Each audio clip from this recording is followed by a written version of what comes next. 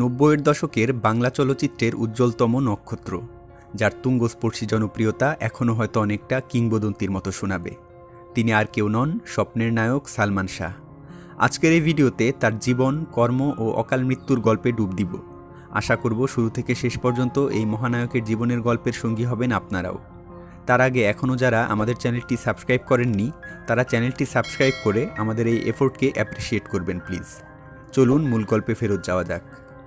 আমাদের চলচ্চিত্রের এই কিংবদন্তির জন্ম 1971 সালের 19 সেপ্টেম্বর সিলেট জেলার জকিগঞ্জ উপজেলায়। তার পিতার নাম কমর উদ্দিন চৌধুরী ও মাতা নীলা চৌধুরী। সালমানের দাদার বাড়ি সিলেট শহরের শেখঘাটে আর নানার বাড়ি দারিয়াপাড়ায়, যে বাড়ির নাম এখন সালমান শাহ হাউস। তার নানার মূল বাড়ি ছিল মৌলভীবাজারে।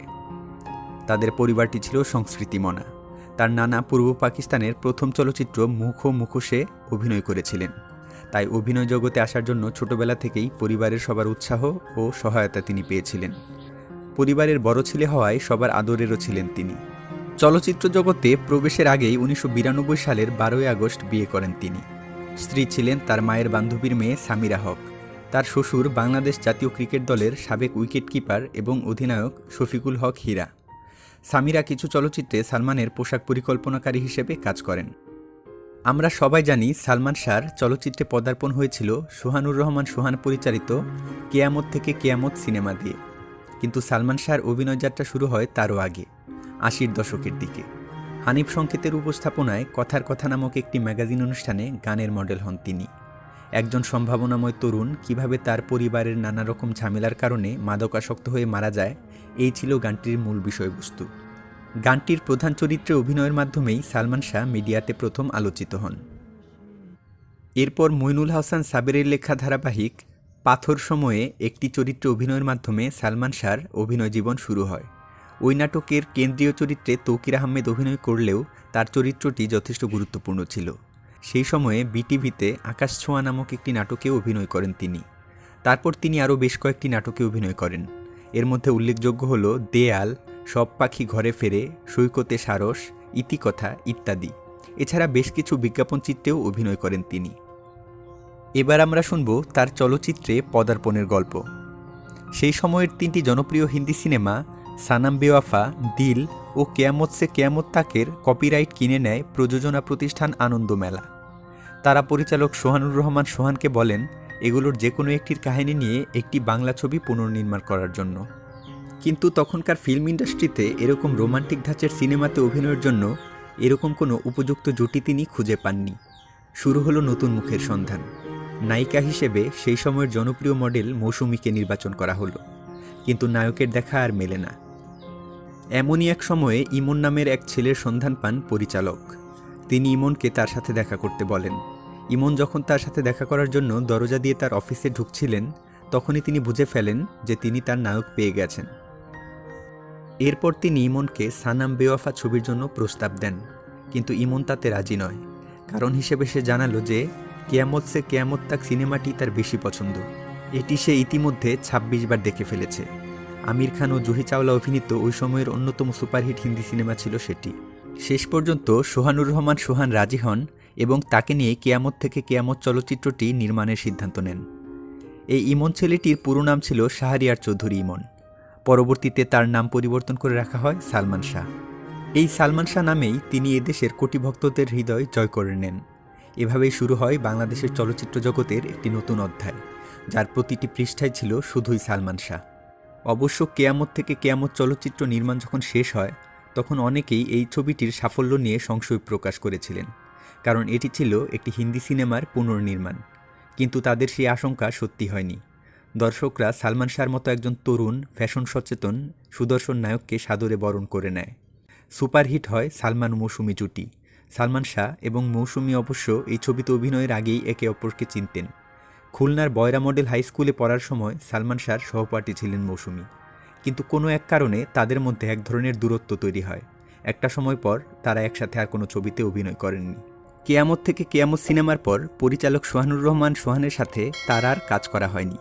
খুবই ছোট একটা বিষয় নিয়ে তাদের মধ্যে মনোমালিন্যের সৃষ্টি হয়। যদিও ঘটনাটা বেশ মজার। কেয়ামত থেকে কেয়ামত মুক্তি পাওয়ার পর সালমান এবং মৌসুমী দুজনেই তাদের মাকে নিয়ে পরিচালকের সাথে কোন একটা সিনেমা হলে গিয়েছিলেন। ফেরার পথে তারা একটি হোটেলে উঠলেন। তখন তারা আবিষ্কার করলেন যে তাদের রুমগুলোর মধ্যে শুধু একটাতে অ্যাটাচড বাথরুম আছে। তো ওই রুমটাতে কারা থাকবেন এ নিয়ে সালমান শাহ এবং মৌসুমীর মধ্যে তুমুল ঝগড়া চলছে।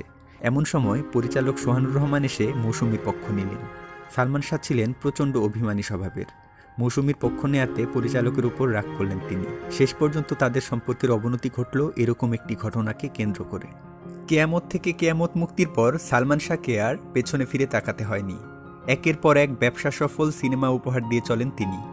1993 থেকে 1996 পর্যন্ত এই 4 বছরে 27টি সিনেমায় অভিনয় করেন সালমান শাহ। এগুলোর মধ্যে উল্লেখযোগ্য হল কেয়ামত থেকে কেয়ামত, তুমি আমার, অন্তরে অন্তরে, সুজন সখী, প্রেম যুদ্ধ, আঞ্জুমান, মহামিলন, আশা ভালোবাসা, বিচার হবে, তোমাকে চাই, স্বপ্নের পৃথিবী, সত্যের মৃত্যু নেই, স্বপ্নের নায়ক, শুধু তুমি, আনন্দ অশ্রু, বুকের ভেতর আগুন ইত্যাদি।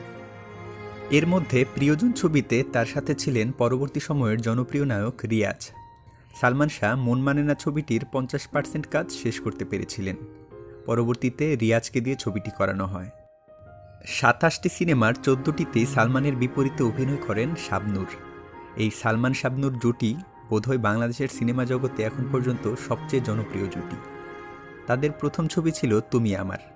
এই ছবির পরিচালক জহিরুল হক সালমান শাবনূরকে দিয়ে আরও একটি ছবিতে হাত দিয়েছিলেন, যা ছিল খান আতাউর রহমানের কালজয়ী ফোক ছবি সুজন সখীর রিমেক রঙিন সুজন সখী। দুর্ভাগ্যবশত জহিরুল হক ছবিটি শেষ করতে পারেননি। শেষ হওয়ার আগেই তিনি মৃত্যুবরণ করেছিলেন। জহিরুল হকের মৃত্যুর পর শাহ আলম কিরণ সুজন সখী ছবিটির কাজ শেষ করে ছবিটি মুক্তি দেন 1994 সালের 12ই আগস্ট। ফ্লপ শব্দটি কখনো এই মহানায়ককে স্পর্শ করতে পারেনি। তার প্রতিটি সিনেমা দেখার জন্য সিনেমা হলে হুমড়ি খেয়ে পড়ত দর্শকরা। তখন অসংখ্য তরুণীর স্বপ্নের পুরুষ এই সালমান শাহ। সুন্দর চেহারার সাথে অভিনয় দক্ষতা, ফ্যাশন সচেতনতা, ব্যক্তিত্ব সবকিছু মিলিয়ে এমন উচ্চতায় নিজেকে নিয়ে গিয়েছিলেন তিনি, যার কাছাকাছি পৌঁছাতে পারেনি পরবর্তী সময়ের আর কোনো নায়ক। একটা ঘটনা বলি। একবার একটি মেয়ে অনেক দূর থেকে কলেজ ফাঁকি দিয়ে এসেছে সালমান শাহর সাথে দেখা করার জন্য। সে তার ফ্ল্যাটের নিচে দাঁড়িয়ে অপেক্ষা করছে। সালমান এসে তাকে জিজ্ঞেস করল কেন সে কলেজ ফাঁকি দিয়ে এসেছে। তারপর মেয়েটিকে চলে যেতে বললেন, আর এতে রাগ হয়ে মেয়েটি তার সামনেই একটি ব্লেড দিয়ে হাত কেটে ফেলল। সালমান যতক্ষণ এফডিসিতে থাকতেন, গেটের বাইরে হাজার হাজার মানুষ অপেক্ষায় থাকত তাকে একবার দেখার জন্য। এরকম জনপ্রিয়তা আর কোনো নায়কের ভাগ্যে জোটেনি। কিন্তু নিয়তির নির্মম পরিহাস, এত এত মানুষের ভালোবাসাও তাকে শেষ পর্যন্ত ধরে রাখতে পারেনি আমাদের মাঝে। 1996 সালের 6 সেপ্টেম্বর, সেদিন ছিল শুক্রবার। এদেশের সিনেমা প্রেমীদের জন্য সবচেয়ে দুঃখের দিন। কি এক অভিমানে এই দিনই সবাইকে কাটিয়ে অকালে বিদায় নেন এই মহাতারকা। তিনি যখন মারা যান তখন বেশ কিছু ছবির কাজ অসমাপ্ত ছিল। মৃত্যুর কয়েক মাস আগে একদিন সালমান শাহ পরিচালক সোহানুর রহমান সোহানের কাছে ক্ষমা চাইতে এসেছিলেন। সালমান তাকে বললেন তারা আবার একসাথে কাজ করবেন।